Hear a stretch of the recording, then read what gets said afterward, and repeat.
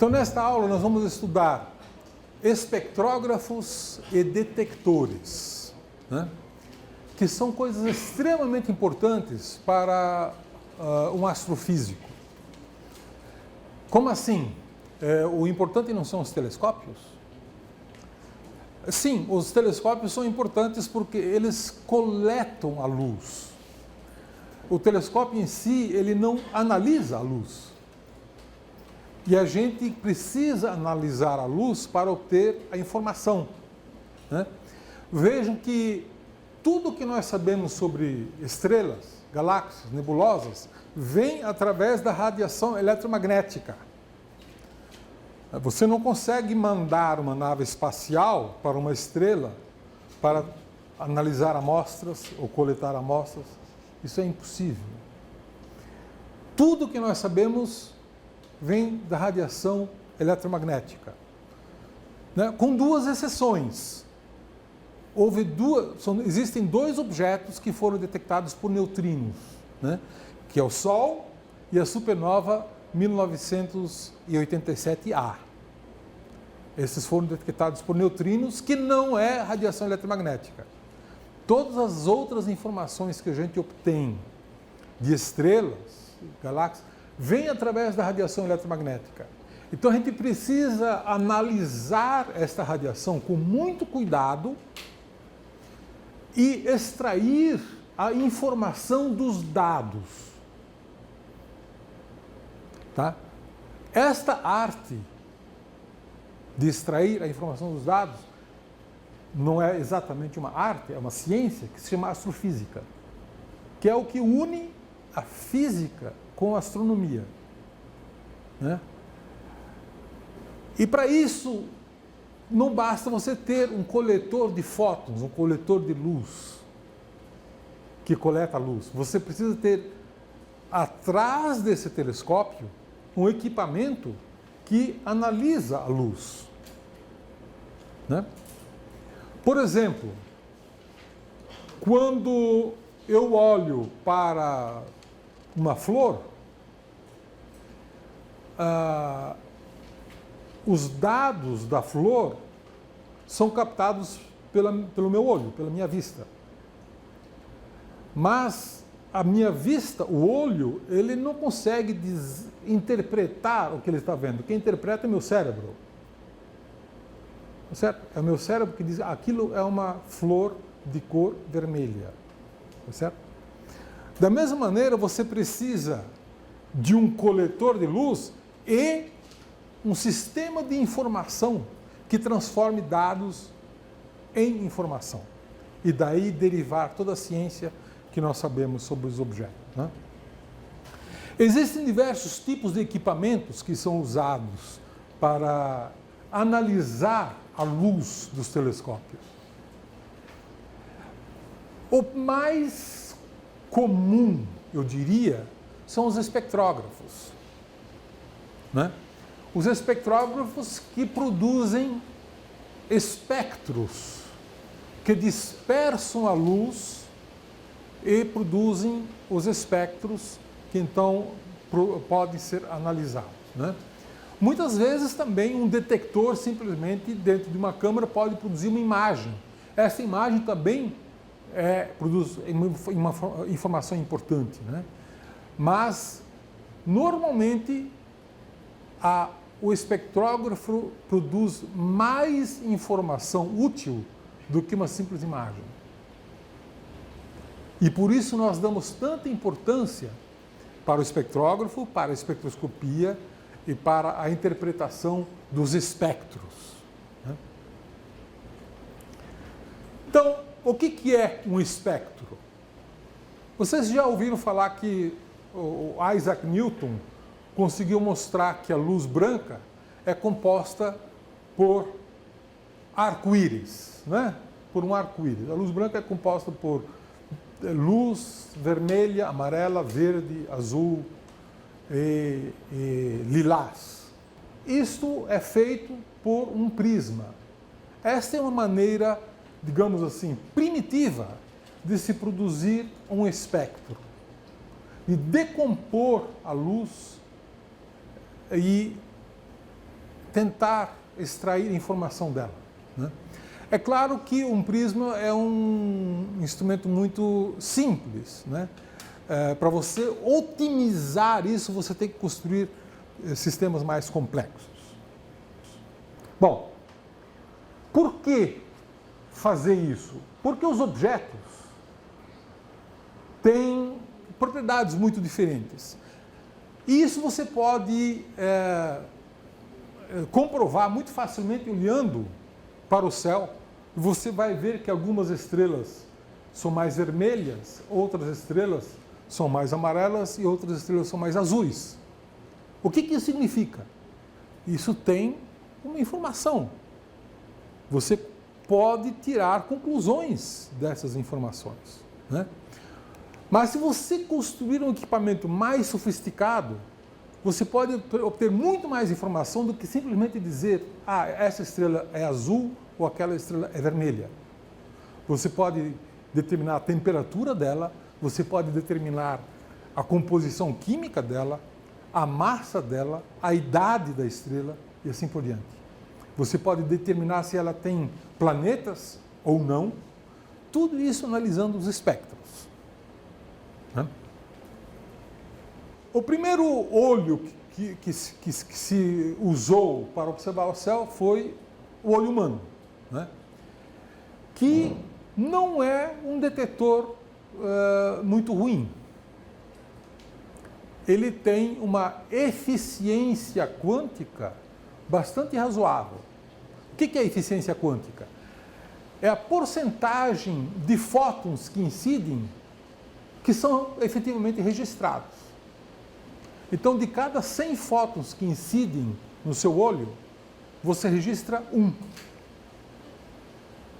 Então, a eficiência quântica do seu olho é de 1%. Você pode dizer, poxa, mas isso é muito baixo, eu só aproveito 1% dos fótons que entram na minha vista. Só 1% produz informação. Mas uma fotografia, uma placa fotográfica, também registra 1%, tem a mesma eficiência quântica do olho. Então o olho não é tão ruim assim, né? A placa fotográfica, a invenção da placa fotográfica, que ocorreu em 1826, foi um ganho muito grande na história da astronomia. Por que foi um ganho? Não é porque a fotografia é mais eficiente no registro da luz. A eficiência da fotografia é igual à eficiência do olho, é 1%. Né? Mas por que a fotografia foi importante? Porque o olho, ele integra a luz durante uma fração de segundos. E na fotografia você pode expor uma chapa fotográfica no telescópio por horas. E se quiser, uma noite inteira.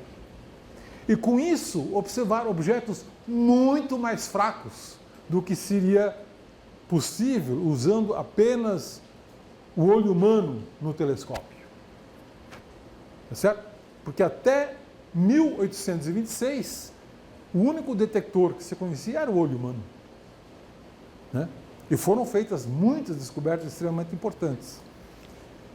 Mas com a placa fotográfica e a possibilidade de observar por tempo muito maior do que fração de segundos, você pôde registrar objetos muito mais fracos e mais, você pôde registrar campos inteiros, muitas estrelas ao mesmo tempo, ou nebulosas, ou galáxias, né?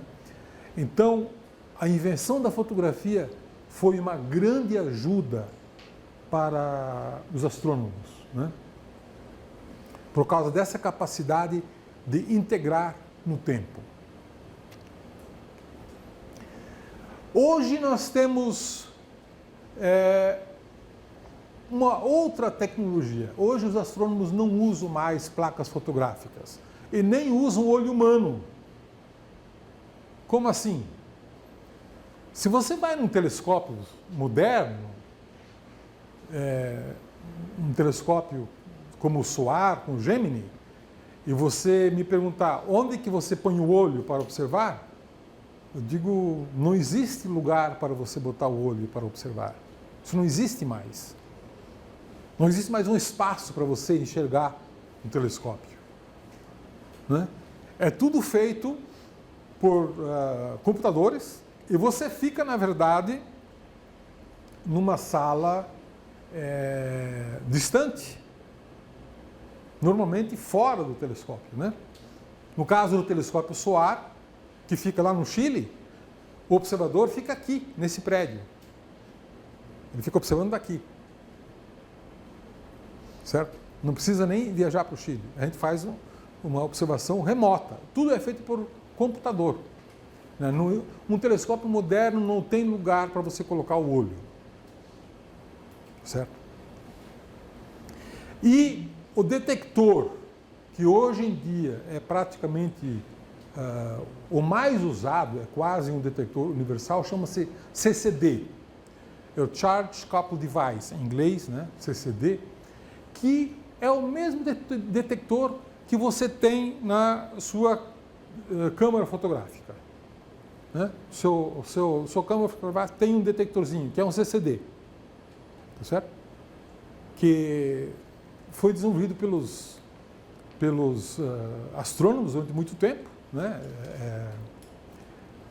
E é um detector tipicamente com uma eficiência quântica de 80%. De cada 100 fótons que incidem no CCD, ele registra 80. Né? Portanto, é 80 vezes mais eficiente do que uma placa fotográfica. 80 vezes mais eficiente do que o olho humano. Né? E claro, ele pode ser também, você pode também integrar no tempo, da mesma maneira que na placa fotográfica você pode integrar no tempo, tem a mesma vantagem de uma placa fotográfica. Né? E o CCD é um detector incrível, porque se a eficiência dele é de 80%, você não consegue melhorar mais muito. Né? O máximo que alguém poderia imaginar em melhorar um CCD seria de ir de 80% até 100%. Não é um ganho muito grande, né? Não é um ganho que mereça um grande investimento. É claro que melhorar um pouco sempre é bom, né? Mas é um detector quase perfeito, do ponto de vista da eficiência quântica, né? No número de fotos que ele é capaz de registrar e analisar como fração do número de fotos que incidem sobre ele. Ok.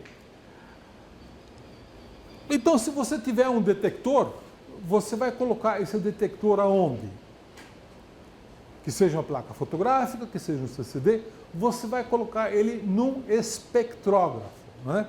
Então, imagine que você tem um espectrógrafo, que aqui tem apenas um elemento de dispersão, que é um prisma, né? Que dispersa a luz, e essa luz, então, registrada, teoricamente pode mostrar como é que é o espectro. E nós sabemos que no espectro tem 3 componentes. Tem a luz contínua, o espectro contínuo, a emissão contínua, tem linhas de absorção, que é onde falta luz, e tem linhas de emissão, onde tem excessos de luz. Né?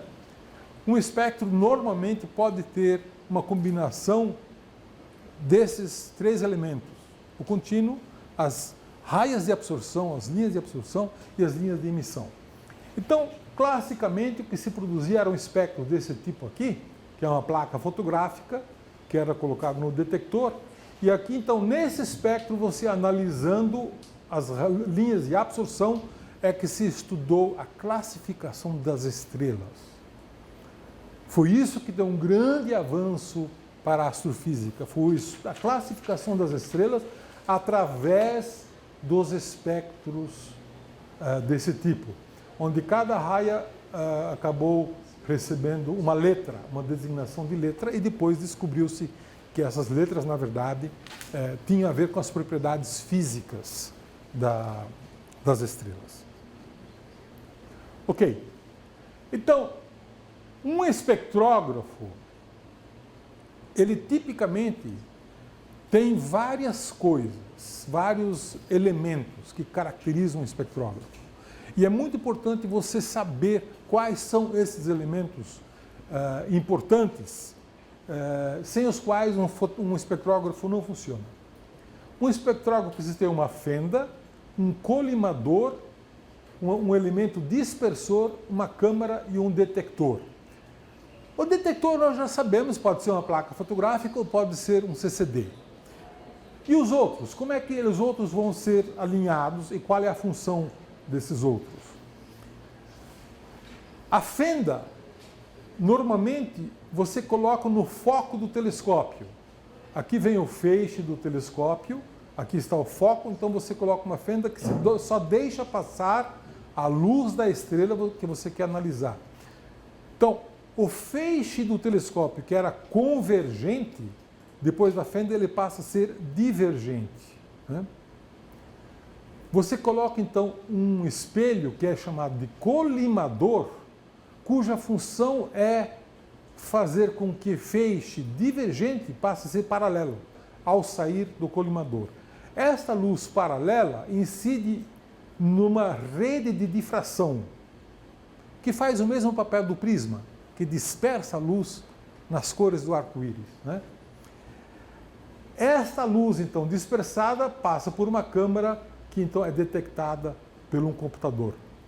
Bom, esses elementos todos, eles são alinhados mais ou menos desta forma aqui, né? Aqui você tem o espelho primário do telescópio e aqui tem o foco Cassegrain, que é esse furo no centro do espelho primário, e a luz convergente do telescópio, no foco, tem a fenda. Depois da fenda, ela diverge, enquanto o colimador, que paraleliza os raios para a rede de difração. E essa rede de difração, então, dispersa a luz para a câmara e aqui está o detector, tá certo? Normalmente essas estruturas, elas, num telescópio normal, elas têm a dimensão de uma pessoa, né? Num telescópio grande, no telescópio Gemini, um espectrógrafo típico pesa 2 toneladas. Ela tem o tamanho de um automóvel e o peso de um automóvel, né? No espectrógrafo de um telescópio menor, 200, 300 quilos, né? E aqui você vê um espectrógrafo então montado no telescópio, né? Onde você vê basicamente esses elementos com mais ou menos essa mesma estrutura. Pode parecer um pouco complicado, mas esta é a forma com que você consegue produzir um espectro de uma forma otimizada, né? Existem muitos detalhes, eventualmente, que podem melhorar a performance de um espectrógrafo em função daquilo que você quer otimizar nele, né? Mas os elementos básicos estão todos aí. Então aqui você tem agora o espectro que sai do computador, né? O que é um espectro que sai do computador? É um gráfico que mede a intensidade em função do comprimento de onda. Aqui você tem o comprimento de onda em angstroms, né, que é uma forma de medir o comprimento de onda, e aqui a intensidade, mais intenso, menos intenso.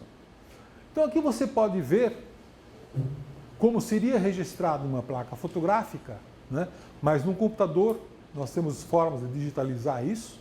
Então você vê uma emissão de um contínuo, você vê linhas de emissão, né, uma linha de emissão larga, uma linha de emissão estreita, outras linhas de emissão, e linhas de absorção larga, linhas de absorção estreitas, né? Você se pergunta, mas parece meio complicado, não é, à primeira vista. Por quê? Porque tem muita informação que você não entende muito bem o que é. Sim, mas aí é que está a alma do negócio. O segredo é você entender o que significa cada uma dessas características aqui. Cada uma dessas características está trazendo uma informação, está querendo te dizer uma coisa. Então, é a análise desse espectro, que é o que sai do computador lá do espectrógrafo, que faz com que você obtenha as informações. Esta aqui, por exemplo, é o espectro de uma estrela nova que explodiu na constelação do Centauro no ano de 2013. Né? Então tem essas características e a partir do estudo dessas características você sabe que tipo de nova que foi, qual é a velocidade de explosão, qual é a composição química, qual é a distância e assim por diante. Você pode tirar todos os detalhes dessa estrela nova a partir de um espectro assim. Esse aqui é um espectrógrafo chamado NIRSPEC, que está sendo construído para o James Webb Space Telescope, que é o próximo telescópio espacial. É um espectrógrafo que vai do óptico, né, 0,6 micro, até infravermelho próximo de 5 microns. Ele cobre toda essa faixa. Né? Aqui você vê uma escala, esse é um tamanho que dá uma ideia de uma escala típica de um espectrógrafo moderno, de um telescópio grande e moderno. Né? E é claro que ele precisa ser montado numa sala absolutamente limpa, é por isso que os técnicos estão com essas vestimentas tão brancas e limpas, porque ele está tudo numa sala limpa, porque não pode ter nenhum tipo de sujeira, de poeira ou nada disso. Né? E é esse o espectrógrafo que nós esperamos que vai produzir uma enorme quantidade de informações, né? Quando o James Webb for lançado, quando esse telescópio espacial então for lançado. Ok, alguma pergunta? Pois não. Faz sentido eu tentar medir o espectro de outra coisa sem ser estrela? A pergunta é, eu mostrei um espectro de uma estrela, 2 espectros de estrelas, né? Se faz sentido o espectro de galáxias? Todos os objetos têm um espectro eletromagnético. E a única maneira que você tem de obter informação é através do espectro eletromagnético. É a única coisa que você enxerga. E o segredo de você conhecer o que está acontecendo lá é tentar interpretar esse espectro que você está recebendo. Mas não é só no visível. Não, você pode ter espectros em raios gama, você pode tirar o espectro em raio X, no ultravioleta. Esse último espectrógrafo que eu mostrei vai ser um espectrógrafo no infravermelho. No infravermelho, né? Todas as faixas do espectro eletromagnético, você pode produzir um espectro, né? Que eu insisto com isso, né? É a forma, digamos assim, padrão de você obter informações de objeto que você quer estudar. Não é que outras técnicas não sejam relevantes. Uma imagem, né? Dizem que uma boa imagem vale por 1000 palavras. Se isso é verdade, eu me pergunto, quanto vale um bom espectro? Né? Vale muito mais do que uma boa imagem. Né? Eu não troco um bom espectro por 10 boas imagens. Né? Eu até brinco assim, claro que isso é uma maneira pessoal de ver. Eu digo que de toda a astrofísica que nós conhecemos, 80% da informação veio dos espectros e 20% da informação veio das outras técnicas somadas. Né? 80% de tudo veio do estudo dos espectros. Um espectro, para um astrofísico, o espectro de uma estrela, um espectro de uma galáxia, um espectro de um quasar, é como a impressão digital do objeto. Né? Estudando a impressão digital, você pode identificar qual é o segredo daquela estrela, qual é o segredo daquela galáxia. Né? Do espectro você tira a distância, a temperatura, a composição química, a massa, a idade. Tem mais alguma coisa que queira saber? Já está bom, né? Toda a informação vem do espectro, vem do espectro eletromagnético. Tá certo? Ok. Toda a informação. A massa vem do efeito Doppler, que é o que nós vamos estudar na próxima aula. Eu não tinha entendido Na próxima aula você vai entender, porque vai ser só sobre isso.